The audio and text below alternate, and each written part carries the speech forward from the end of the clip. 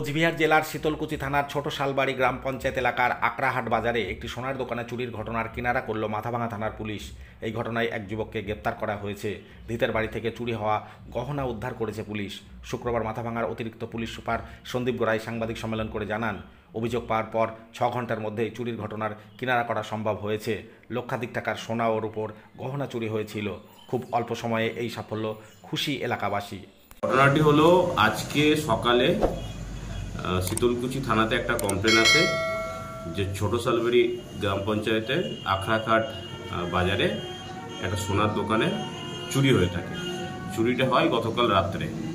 তো খবর আসার সঙ্গে সঙ্গে শীতলকুচি থানার টিম ইনভেস্টিগেশন শুরু করে দেয় এবং রিপোর্টিং হওয়ার উইদিন 6 আওয়ার 6 ঘন্টার মধ্যে আমরা অ্যাকিউজড যে আছে সঞ্জু বর্মন তাকে অ্যারেস্ট করি এবং তার বাড়ি হচ্ছে গোদাইখোড়া ছোট শালবাড়ি জিপি শীতলকুচি থানার আন্ডারে।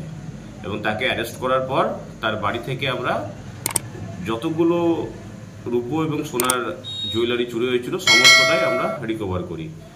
তো এখানে দেখা গেছে প্রায় 30 গ্রাম মতো সোনা এবং 300 গ্রাম মতো রূপো আমরা রিকভার করেছি টোটাল।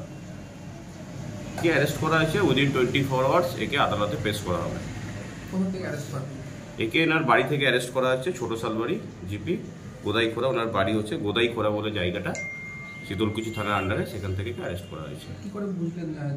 সোর্স মারফত আমরা ইনভেস্টিগেশন করি এবং তার সাথে সাথে আমরা একটা সিসিটিভি ফুটেজ পাওয়া যায়। সেই সিসিটিভি ফুটেজে আমরা ওনার চেহারাটা দেখে শনাক্তকরণ করে থাকি এবং সেই ফুটেজের সূত্র ধরে আমরা অ্যাকিউজডকে অ্যারেস্ট করেছি।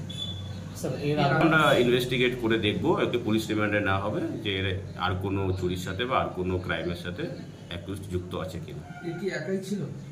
হ্যাঁ, সিসিটিভি ফুটেজে আমরা যেটা পেয়েছি এখনো পর্যন্ত একে একাই পেয়েছি আমরা, আর কাউকে এখনো পর্যন্ত পাওয়া যায়নি সিসিটিভি ফুটেজে। পুরো রিকভারিটাই হয়েছে সিসিটিভি ফুটেজের মারফতে। যদি এখনও আমাদের খবরের দর্পণ চ্যানেলটি সাবস্ক্রাইব না করে থাকেন তাহলে এখনই সাবস্ক্রাইব করুন, সঙ্গে বেল বাটনটি ক্লিক করুন আর পেয়ে যান সব খবরের দ্রুত ভিডিও আপডেট।